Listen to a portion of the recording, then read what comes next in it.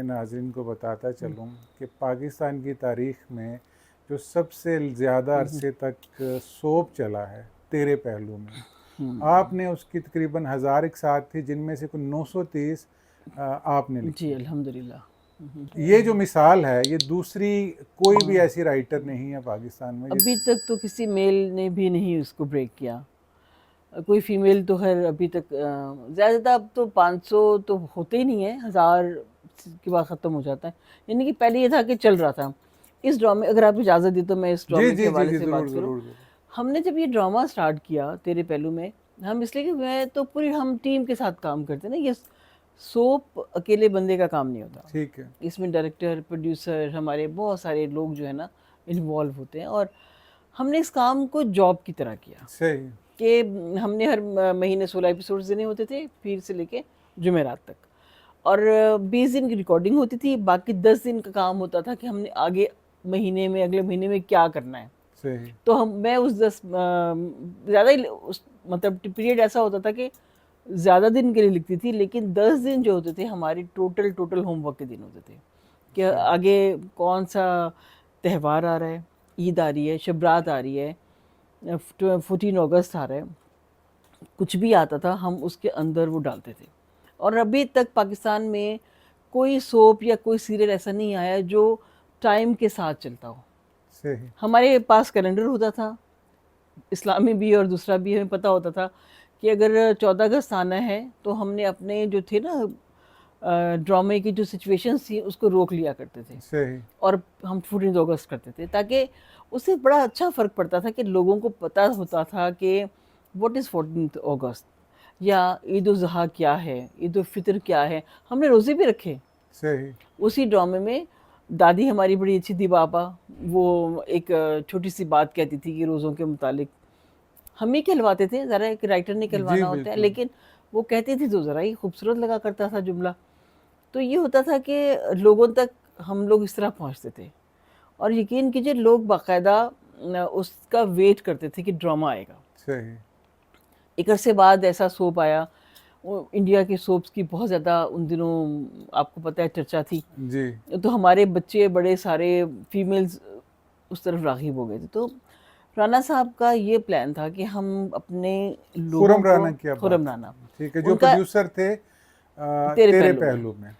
उन्होंने कहा कि हम वहाँ से लोगों को हटाएं। ये सही। एम लेके वो निकले, माशाल्लाह माशाल्लाह वो बहुत हद तक कामयाब रहे, सही। क्योंकि लोगों ने उसको पसंद किया। सही। मुझे अभी तक याद है कि मेरे भाई कहते थे कि जब भी तेरे पहलू में आता है ना, जिस टाइम पे आता है उस टाइम पे फीमेल्स जॉब हमारे यहाँ शॉपिंग करने नहीं आती, सही। सिर्फ ड्रामे देखती हैं वो। आपके जो भाई यूके में जी है, यूके में होते हैं मतलब ना, यूके में भी वहाँ पे इसकी बहुत हिट था, बहुत सही। हिट था। मैं 2011 में गई, हम्म। उन दिनों ड्रामा चल रहा था। सही। तो मेरी भाभी जो थी ना, वो जहाँ जाती थी कहती ड्रामा देखते हो ना, कहते सबने कहा हाँ ये उनकी राइटर हैं। वो अच्छा। बड़े शौक से बताती थी। सही। तो पॉपुलैरिटी उस ड्रामे की इतनी थी। वो चला था जियो के ऊपर, जियो पे चला, और तकरीबन कितना साल चला? 7 साल। 7 साल चला हाँ मुसलसल। तुम मुसलसल हजार चला। एक साथ थी, जी जी।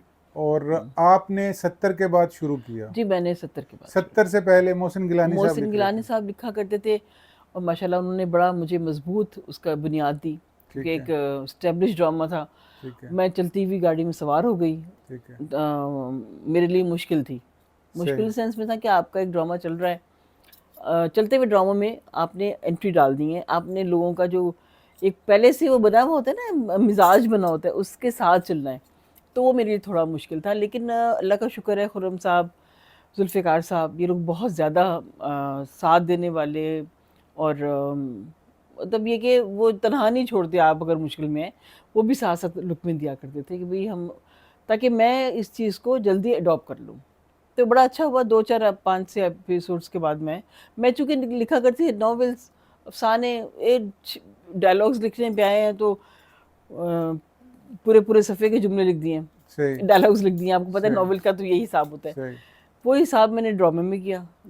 जुमला लिख रही हूँ तो 2-2 सफ़ों के डायलॉग हैं, तो फिर मुझे जुल्फ़िकार साहब ने सही मायनों में उन्होंने मुझे टीच किया। स्क्रीन राइटिंग मतलब आपने उन्होंने जुल्फ़िकार मुझे साहब से जुल्फ़िकार सीखी। साहब ने सिखाई कि ठीक है। स्क्रीन राइटिंग क्या होती है, डायलॉग्स ड्रामे का क्या होता है। तो फिर वो खुद ही मेरी अक्सर तारीफ़ किया करते थे कि अब आप अच्छा लिखने लगी हैं। सही तो मैं जब वो कहते थे मैं कहती शुक्र आज मैंने कुछ काम किया है। सही। अच्छा आपा ये बताइए कि तेरे पहलू में आपको मिला कैसे? ये आपका पहला था सोप? जी जी, मेरा पहला। स्क्रीन के लिए आपका ये पहला जी, प्रोजेक्ट मेरा था? पहला प्रोडक्ट था। ठीक, तो ये आपके हिस्से में कैसे आया ये या बड़े आपकी झोली में कैसे झोली आया? में कैसे आया, मेरे कासे में कैसे आया? जी जी। हुआ इस तरह था कि हमारे एक फैमिली फ्रेंड थे जो कि मीडिया में थे। ठीक है। अम, अभी मैं जानती हूँ, इम्तियाज़ नाम है और अक्सर वो काम करते हैं। इतने वो थे, हमारे दूर के रिश्तेदार थे कि अब मैं उनसे फैमिली में कभी कभी भी नहीं मिली।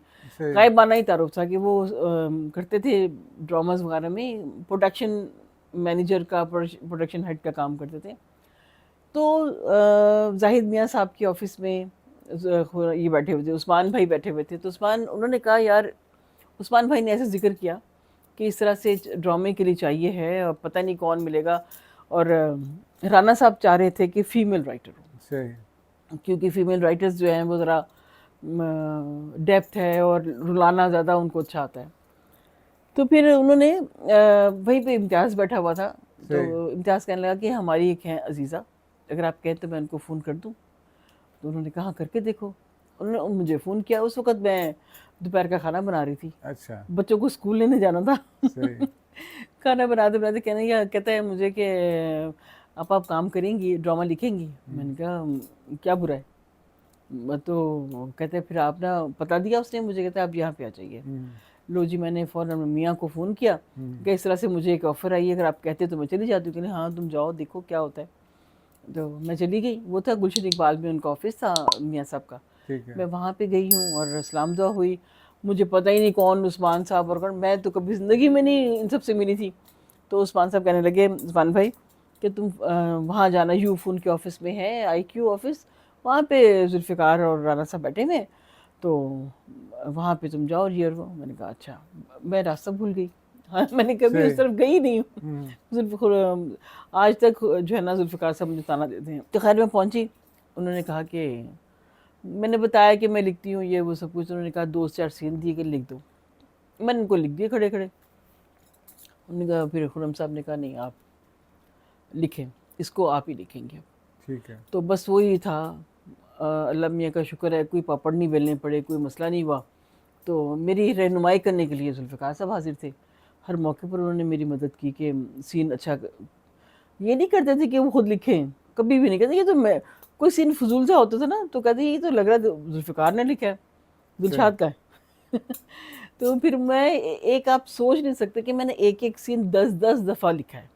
सही। वो कहते थे आप ही लिखेंगी, मैंने आपको नहीं बताना। ठीक। अच्छा ये हो गया आपका टीवी के ऊपर डेब्यू, मेरा डेब्यू हो और गया ये किस सन की बात है? 2006।